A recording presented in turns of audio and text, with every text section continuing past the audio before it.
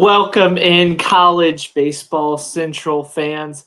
Episode 3 in our SEC deep dive series. We're calling this one Southern Fried Baseball with myself, Jake McKeever. We've gone through Arkansas, we've gone through Alabama. This week we're heading to the Plains to talk about the Auburn Tigers. Maybe the one of the most intriguing teams in college baseball this season, as there's a lot of new faces off of a team that really underperformed last year. They have a tremendous coach in Butch Thompson, but there's a lot to like about this Auburn team going forward. As always, let's go ahead and jump into those slides. Like we said, here we go with Auburn. Starting it off, Plainsman's Park is, I think, one of the most underrated stadiums in the SEC. We have it slotted in at 2 behind Baum-Walker Stadium. I think it's going to be one that's going to be surprising with a lot of people. They've done a ton of very tasteful renovations. I love the student section that they have out there in right field with the chairs, the big wall in left field that they've already got funding for to get more seats there. Obviously, the iconic parking lot just beyond Plainsman that you can see into the stadium. They really have enhanced the fan experience at Auburn. And when I was there in 2017, it really was kind of quote unquote bottom tier of the SEC. When I went back a few years later, it really kind of moved up. And it was one that I kind of found myself rooting for and pushing for to kind of be higher in the stadium rankings. Moving on into the Auburn uniforms, we have a new number 1 as this puts them ahead of Arkansas. They are sponsored by Under Armour, and they have a few kind of quote-unquote weird uniforms. They have the all-navy. There are a few ones that I really like. First off, I think the all-navy looks better than you would have think. It's executed tremendously well. I love the cream kind of Bo Jackson-inspired uniforms. That's probably my favorite set. Obviously, the iconic Auburn orange in this Under Armour set looks great. They have matching hats with those navy ones. They even have a white hat that is one of my favorites. Auburn's going to move into that top spot, as I think right now out of these 3 teams, they have the 3 best uniforms in the SEC. Here is the Auburn schedule abbreviated. I've already said to stop myself. I've almost said Arkansas.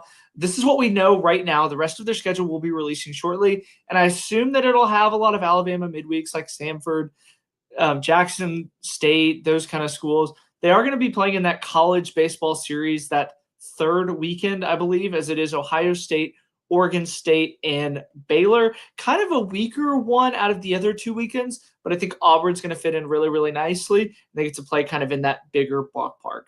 They open up with the Vanderbilt Commodores. Then they head back-to-back road weeks at Kentucky, at Georgia, 2 teams that are kind of at the top of the SEC.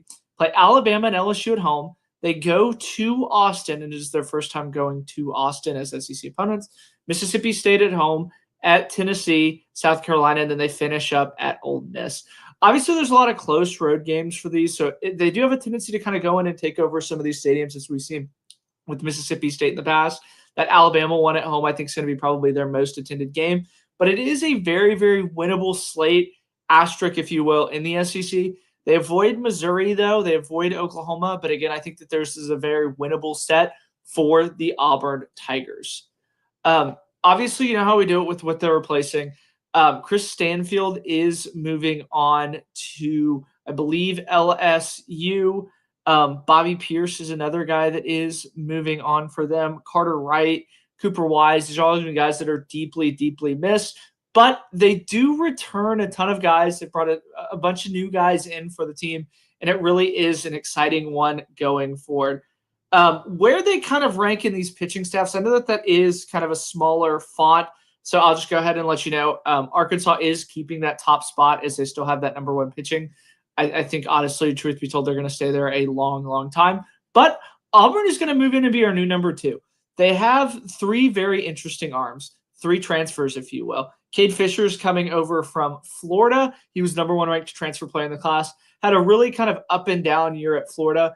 I expect him to kind of do really tremendous things with Butch Thompson, the pitching whisperer. There's a ton of MLB guys that Butch has produced, and I expect Cade Fisher to kind of be one of those guys in the long line. He started game 1 in the scrimmage against Florida State and really did impress early against his former rival.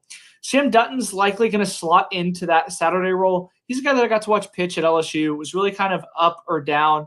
The stuff is kind of electric, but he kind of got hit around a little bit at LSU. He got hit around a little bit in that scrimmage. I expect him to kind of come out and be that everyday Saturday guy for Auburn. I think he's going to give them a chance to win a lot of those Saturday guys and Auburn will have that advantage. After that, there are a few mysteries in this Auburn staff. I have Mason Cook, the Creighton transfer, slotting in to be the Sunday guy. As you can see down there at the bottom, he pitched tremendous for Creighton. He came in relief, and he's really kind of impressed in the fall, and that really is the early indication that he's going to be the Sunday guy. You could also see Ryan Hetzler, the Cal Baptist transfer, slotting in at that Sunday role. I see him as kind of more of a midweek guy. Then from there, Griffin Graves is another guy that's looked tremendous going forward.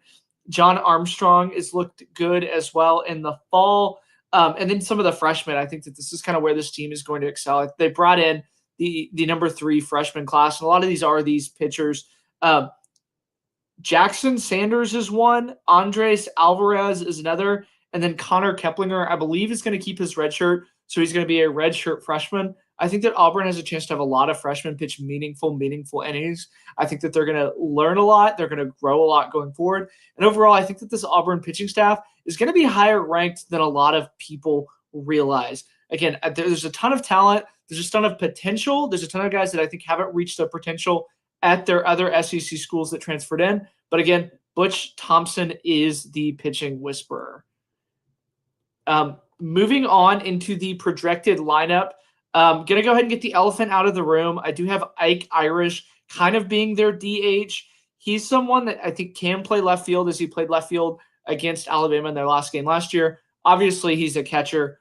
I mean, the superlatives for Ike Irish are truly off the charts. He's probably the single best player that Auburn's had in the last 15 years. He's without a doubt the best player that Butch Thompson's had at Auburn.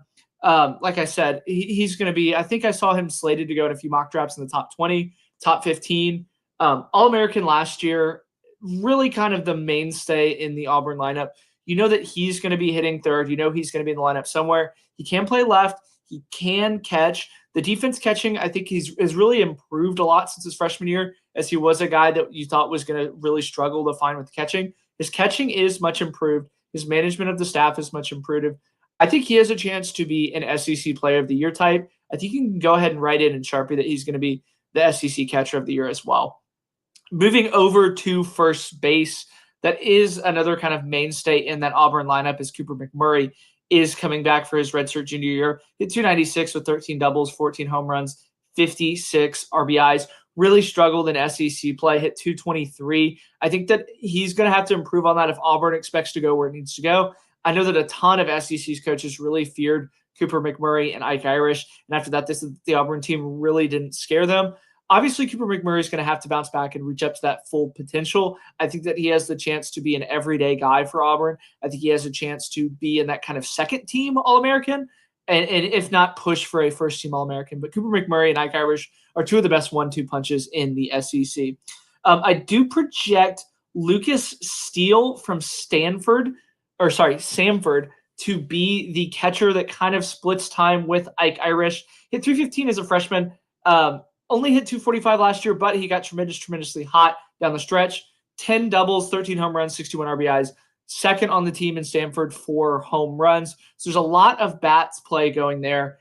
Moving over to second base, Chris Rimbert is who I kind of expect to go there. He's a talented freshman, 6 foot, 200 pounds. Some of the perfect game tape on him. The bat just seems to kind of jump off of it. He can play left field, so that really kind of is one thing to watch going forward. He's played left in a few of the scrimmages. 301 MLB prospect off of the 2024 draft, number 4 shortstop in Florida. Super quiet swing, really short to the ball. And I think the thing that really jumps out to me are just the hips that he has. He has a very advanced, mature approach at the plate, and it's one that's going to track Auburn going forward, as I think he's going to be an everyday guy and a guy that this time next year we're going to be talking about as being one of the breakout candidates in the SEC. Moving on to third base and shortstop. This one's a little bit tricky, as Derek Fabian has played shortstop. He played second for him last year. He played third primarily. I have him slotted to be the third baseman here. Obviously, redshirt senior Jed Fabian, his brother, played at Florida.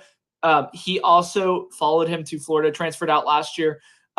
He really kind of came on late. Early on in SEC play, when I got to see him play Texas A&M, he was a huge disappointment.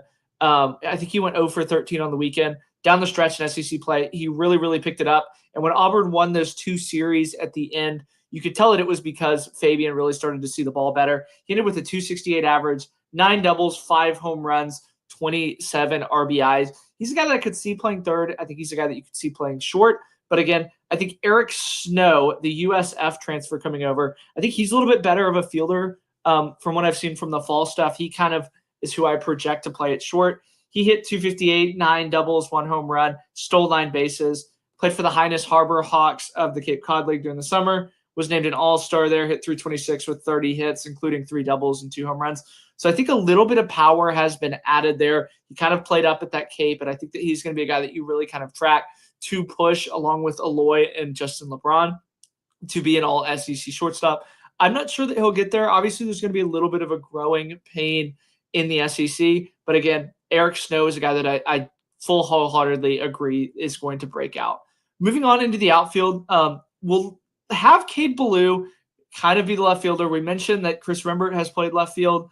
Cooper McMurray, I think, can play left field. Ike Irish is one that they played at left field last year. I expect Ballou to kind of go in there. He tremendously impressed as a freshman. Local Auburn kid, went to high school in Auburn. Only 26 games, hit 284 with 2 doubles and 8 home runs. And again, only 90 at-bats going forward. SEC freshman All-American. He has a tremendous eye. He's not afraid to take the walk. A lot of his walks came in SEC play too. Only had 90 at-bats again, so he's going to be one that I think as Auburn kind of gets more at-bats with him, he's going to be a guy that's going to be a mainstay in this Auburn lineup. Moving over into center, I think one of the most underrated transfer portal acquisitions is Bristol Carter coming over from East Carolina. Started 46 games for the Pirates last year, hit 346 with 7 doubles, 2 home runs, and 31 RBIs. Second team freshman All-American from ECU in the AAC.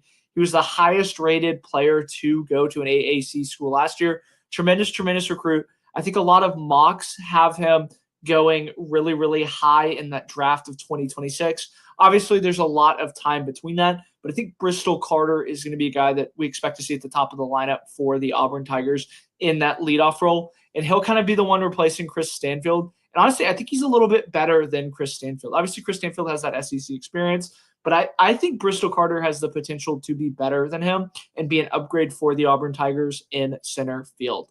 Moving on to right field, that's where it gets a little bit tricky. I have Texas A&M transfer Jet Johnson going there. He played up at the Cape, didn't get a ton of at-bats in Texas A&M, so I believe he will keep his red shirt for him. Another guy that you could kind of see is freshman Bob Terrell. He's played out there. I think he's another guy that's very mature for his age. Obviously, Ballou can play right if they want to move Ike Irish to left field. There's a lot of versatility, and I think that right field's going to be one of those ones that's hitting down in that 7, 8, 9 range for Auburn that I think Butch Thompson will cycle a lot of guys through as he kind of looks for that everyday right fielder. Obviously, Andrew Dutton's another guy that I think if he can play in the infield, they move Rembert out there. But again, there's a ton of versatility in this lineup. Obviously, SEC teams rank. We have Auburn being the number 2 out of these ones. Obviously, Arkansas, I think he's going to stay there for a while. I said that last week. I do have Auburn finishing ahead of Alabama. I think in that series, obviously getting at home is going to play big dividends for them. And this Auburn team has a ton of talent. Obviously, the job that Butch Thompson has done at Auburn is really impressive. They had some success in the 90s, but when he took over that program, I mean, it was really dead. It's been there 10 seasons. It's really kind of hard to believe. Taking him to 2 College World Series appearances. Brought in the number 5 transfer class from 6'4". I think 8 out of the 10 years he's been at Auburn, he's had a top 15 class. It's finished top 10 consistently. It's produced numerous major league arms like Casey Mize. They brought in the number 5 transfer class according to 6'4 Analytics. There's a ton of guys that G1 has in their impact transfers list.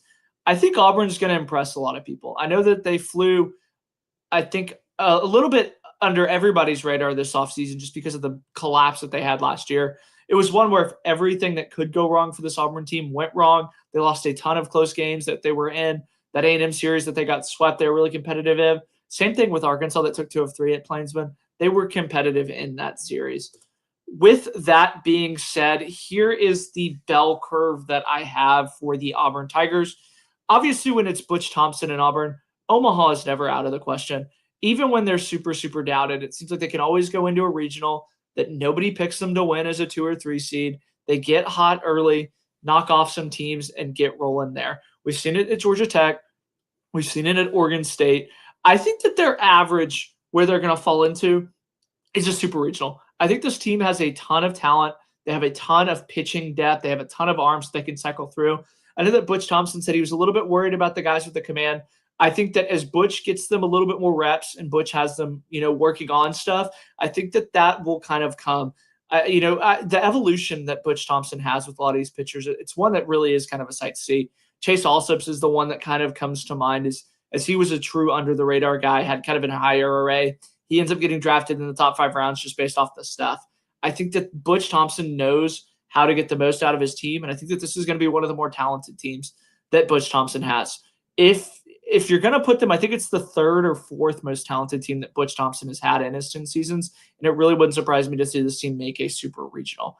Obviously, their floor is a regional. I do not see a world where everything that went wrong for Auburn last year, that it happens with a regional.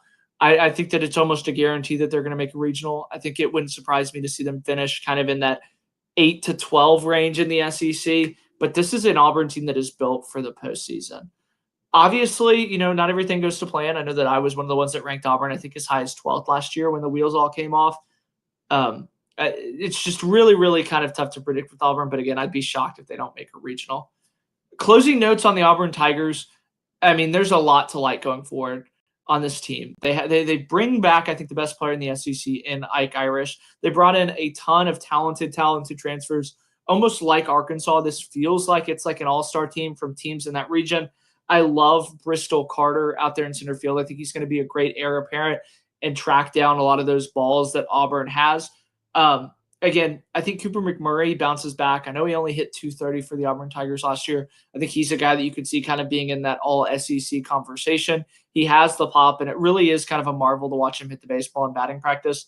Derek Fabian's another guy that you really have to like. But Eric Snow, I think, is going to be another one that you really have to watch. But this team is only going to go as far as the pitching staff. If Cade Fisher shows us why he was the number 1 transfer guy, shows us why he was so highly recruited at Florida, Auburn's going to win a ton of games. The guys that they have behind them, Sam Dutton and Mason Cook, I think that these are other ones too that you have to watch, but I'm buying in on the Auburn Tigers hype. Keeping it under 20 minutes. I know that Monty wanted me to keep it under 20 minutes as we come up on that 19:30. That's going to be all we have for Auburn going forward. Not sure who's next in the alphabetical order, but I will go ahead and get the graphic out as soon as I can. And again, thanks for tuning in to Southern Fried Baseball.